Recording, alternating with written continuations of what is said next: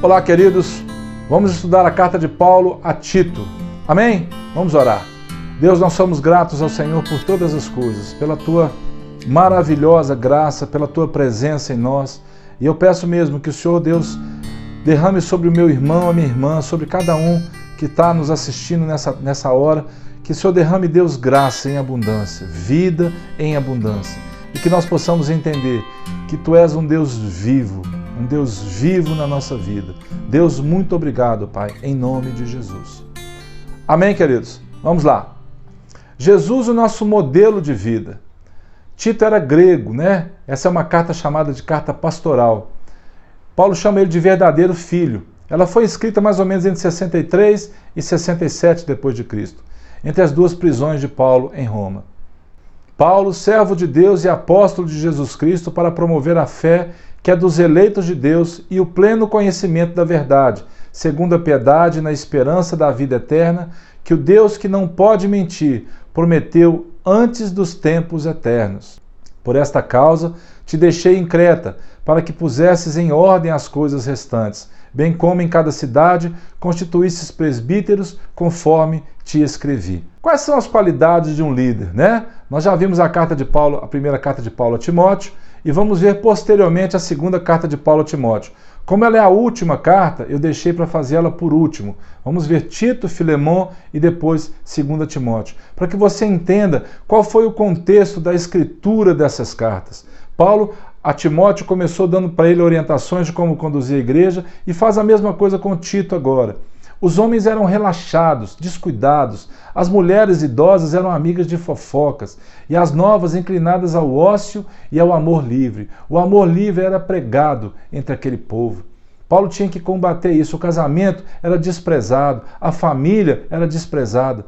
Então Paulo vem dizer que Deus, realmente, se ele não tivesse amor, quantas coisas Paulo disse que realmente confrontam esse conceito que as pessoas tinham. Uma vida cristã efetiva e o trabalho honesto era o que Paulo pregava. Olha só. Irrepreensível, dispenseiro de Deus, não arrogante, não irascível, não dado ao vinho, nem violento, nem cobiçoso de torpe ganância, antes hospitaleiro, amigo do bem, sóbrio, justo, piedoso, que tenha domínio de si, apegado à palavra fiel, que tenha poder para exortar pelo reto ensino, como para convencer os que o contradizem. Assim tinha que ser um bispo, um presbítero, um homem de Deus, uma mulher de Deus, e até hoje, amados, é o nosso testemunho que vai contar quem nós somos, não dentro da igreja, não dentro da nossa casa, mas também lá fora. Precisamos ser umas pessoas constantes, precisamos ser uma pessoa que realmente as pessoas olham para a gente e veem Jesus Cristo. E era o que Paulo tentava incutir na cabeça de Tito também, escrevendo a ele. As falsas doutrinas. Lembra de Elias e os profetas de Baal? O Deus que respondesse com fogo era o verdadeiro Deus. Elias confrontou os profetas de Baal. Será que nós teríamos coragem de fazer isso, amados? Não sei. Realmente precisamos de discernimento de Deus. A ousadia vem de Deus, né? E nós precisamos entender que quando Deus tem um propósito, Ele nos deu um espírito mesmo de guerreiros, para que a gente possa batalhar pelas coisas. Todas as coisas são puras para os puros. Todavia, para os impuros e descrentes, nada é puro, porque tanto a mente como a consciência deles estão corrompidas. No tocante a Deus, professam conhecê-lo, entretanto, o negam por suas obras. É por isso que são abomináveis, desobedientes e reprovados para toda boa obra. Paulo continua fazendo exortação aos idosos, aos jovens, como exortar essas pessoas, aos servos, a ter uma vida de exemplo, um cristianismo através do testemunho, é o que Paulo pregava, e queria que Tito fizesse isso também. Homens que fossem irrepreensíveis, como ele vem dizendo ao longo das cartas. Tu, porém, fala o que convém à sã doutrina. Olha Paulo dizendo para ele, torna-te pessoalmente padrão de boas obras no ensino, mostra integridade, reverência, linguagem sadia e irrepreensível, para que o adversário seja envergonhado, não tendo indignidade nenhuma que dizer a nosso respeito. Paulo vem renovar a esperança no coração de Tito e quantos aqueles que leram. Se essa carta foi escrita para esse homem lá atrás, no ano que ela foi escrita, e até hoje você pode ler essa carta, meu Deus, como Jesus Cristo quer renovar a nossa esperança através dessas palavras. Olha só.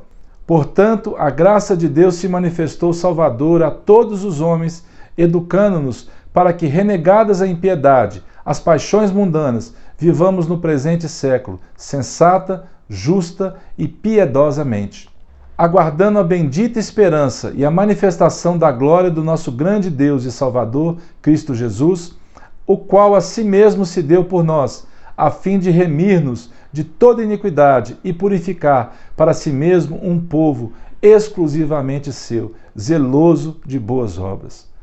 Aleluia, que maravilhoso isso, como a minha esperança é renovada quando eu leio isso. Deus nos escolheu para Ele, Deus nos quer realmente separados do mundo, do pecado, para que vivamos uma vida de santidade, santos e irrepreensíveis. As autoridades, né? Muitas vezes a gente critica as pessoas que não entenderam o propósito de Jesus Cristo na cruz do Calvário, como se nós fôssemos santos. A palavra santidade nunca pode trazer para você a impressão de que você é melhor do que ninguém. Pelo contrário, quanto mais santo, mais você reconhece que você precisa de Jesus Cristo, da santidade do Senhor em você, né? O nosso passado nos acusa, as pessoas nos acusam, o nosso pecado nos acusa. E olha que Paulo fala sobre isso.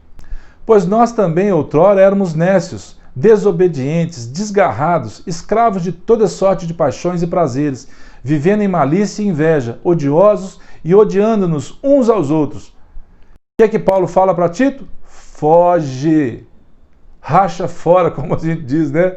Vaza daqui, sai dessas coisas. Timóteo, sai fora. Tito, sai fora. Você, sai fora dessas coisas, dessas conversas que não levam a nada. Olha só Paulo dizendo: evita discussões insensatas, genealogias, contendas e debates sobre a lei, porque não têm utilidades e são fúteis. Evita o homem faccioso, depois de admoestá-lo primeira e segunda vez, pois sabes que tal pessoa está pervertida e vive pecando, e por si mesma está condenada.